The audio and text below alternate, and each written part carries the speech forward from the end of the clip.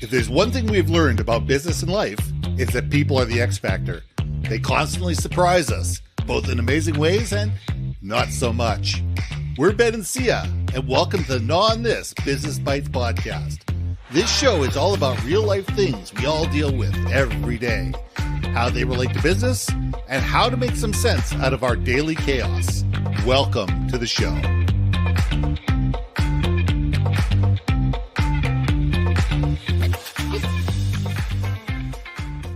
Hi, everybody. Welcome back to GNAW On This Business Bites. I'm Ben, and this is Sia, and this week, we're going to talk about mentorship.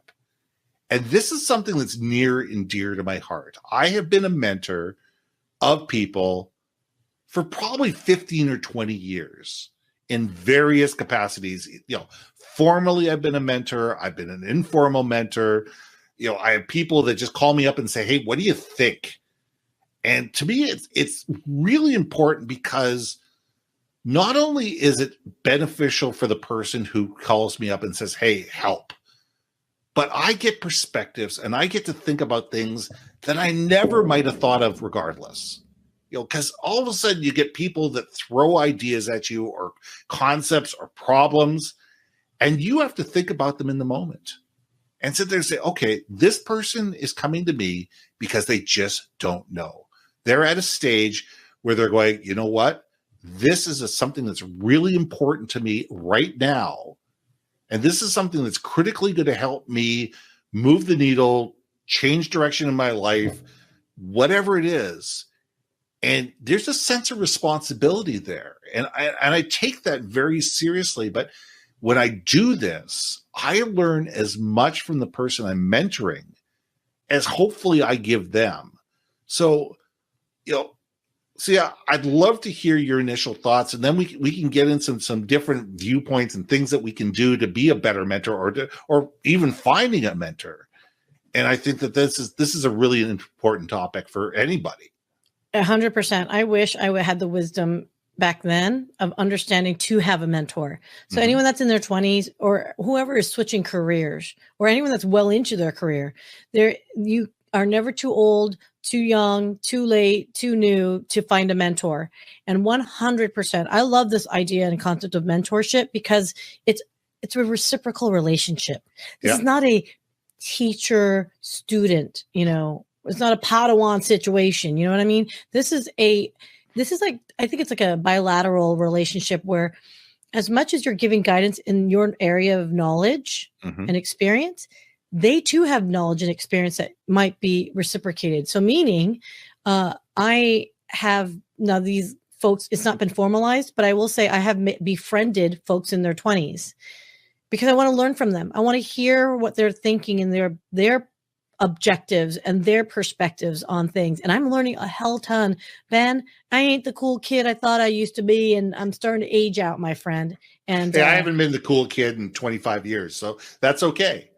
Right. But I think there's a misnomer, right? Maybe we should define, like, what is mentorship definition to you? Well, for me, mentorship is somebody that you can go to that can give you a fresh perspective on something. And I think you just nailed it. It's not, I'm the wise old gray hair sitting on a, cross-legged on the mountain, come to me and I will bestow wisdom. Anybody can be a mentor. To have somebody who's 18 years old, for me to go to and say, listen, I want to find out about Gen Z. I want to find out your perspectives. What do you think about this? Here's an ad that we created. What do you think about? No, you can't say that. Well, why not? Well, blah, blah, blah, blah, blah. Oh, I never thought about that.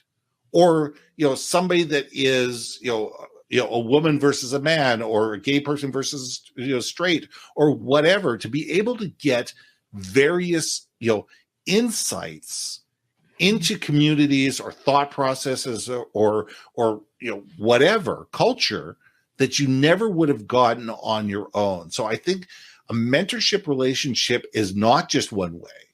It's not for, just the rich or the people in business or whatever.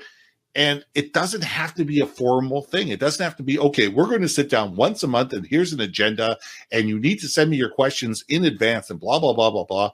it can be an ad hoc relationship where somebody just feels that they can call you up and say, hey, I need to find out a little bit more about this, or I don't understand this.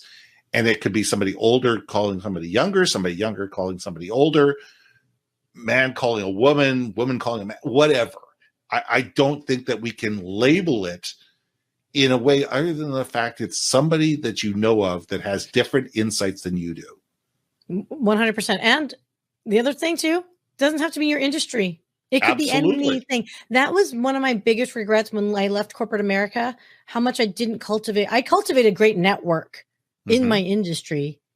But when I left that industry, I was left with nothing. I literally had to start my network from the ground up, if you will, of meeting different people, again, with that diversity I lacked so critically, which is so important. So I would challenge anyone to know on this is look at your current list of friends, whether it's on LinkedIn or Facebook, Insta, whatever, and look at it and see, can you identify different backgrounds, industry perspectives that they can present for you? I'd be really intrigued to see that exercise and see how much is it lopsided because we've been somewhat myopic with that. That's where I mean, I can say right now, could you say you have a diverse mentorship crew, group, or network?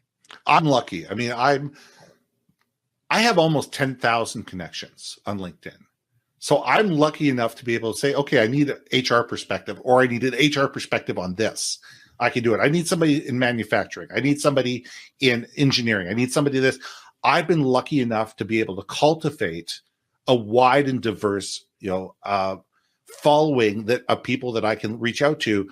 The fact that I have 300 episodes on my podcast, there's 300 people, from various industries, from various walks of life that I can call up and say, hey, I don't get this. What's your perspective on that? But it's taken me years to do this. And it's interesting because when I mentor up at the university, when I go to Simon Fraser University, and I go there 3 or 4 times a year, and I spend a day with the kids in their 3rd and 4th year business students, and we teach them about networking skills. We teach them about how to present themselves. We teach them about personal branding, and we also teach them interview skills. And the first thing I say, because they usually give me the mic to give a talk at the very beginning, and I say, look to your left, look to your right, look in front of you, look behind you. There's 150 people in this room that are going to be your best contacts over the next 10 to 15 years. If you're not connected to these 150 people on social media and maintain those relationships and understand how they can work with you and you can help them and they can help you, you're crazy. Because they're going to go off to 150 different companies. They're going to be involved in different industries. They're going to be involved in different levels of projects. And there's going to be people in that group that you can sit there and go, listen, we were in 3rd year business together. I've got a question about this. Or can you introduce me to somebody in this field? And all of a sudden that network becomes extremely powerful. So the more we can sit there and cultivate a diverse network, the more we can sit there and say, I need people within my network who think completely differently than I do and have various opinions on a wide variety of things, the more interesting we become. Preaching to the choir, my friend. Okay, let me ask you this one quick question. Have you ever had a bad, quote, mentor? Or what would be a bad mentor? Well, I've had both bad mentors and bad mentees. I've had people who are mentees that have ghosted me. Like, all of a sudden, you tell them, I said, look, I need you to do this. And all of a sudden, that whatever this was, they considered way too much work and way too much effort for them. And all of a sudden, they disappear. And these were people that were actually formal mentees of mine that were given to me by the university and set up through that. And I'm going, if you're not willing to do the work, if you're not willing to meet me halfway, I'm not crossing that line. And that's my attitude with a mentee. If you are willing to put in the extra work, so am I. I'm in 100%, roll up my sleeves, I'm there. I've also had, mentors that it was all about pontification and it wasn't about asking questions. It was all the fact that they felt that they needed to be the oracle. and tell me story after story and this, that, and the other thing, and not listen to what my actual concerns and questions and fears were. And it's not about you as a mentor. It's about how can you help somebody else succeed. And I think as mentors, we need to have that mentality in order to be effective and valuable to the people that we're mentoring. I feel like a bobblehead here. I'm like totally like, yes, I agree. Preaching. You are preaching. If my bobblehead here could be like a soundtrack, it'd be like, yay, yay, Ben. But it's true. Oh my goodness. It is flattering if someone asks you to be a mentor to them. And there's no two ways about it. I'm always so flattered, and I take it very seriously and personally. But yeah, you're right. It's a two-way street. You got to be willing to listen to each other and also be coachable to each other. For each other. It's just simply it's a time and place, I guess, if you will, right? If you're looking for an individual to be a mentor to you, it's usually for something specific. Oh, that's the other thing I was going to say. Be specific on your mentorship requests. It doesn't have to you don't have to have one person boil the ocean. You should have a whole cadre of mentors to help you in specific certain areas. And that will also help you develop into a bigger, broader perspective and wholer person. You're making me gnaw on this on maybe developing a cult of mentors. I'm kidding. I won't call that. There we go. So let me give you one last piece of advice, and then we should close this up. Is also as a mentor, be ready to say no. To say, this is not the right person. I'm not the right mentor for somebody. I don't have the time. I don't have the bandwidth. I can't give this person what they need. And be okay with that. Yes. Because if you can do that and say, listen, these are the people I can help. These are the people I can't help. This is the amount of time I can offer you. This is what I need from you in order to make this successful.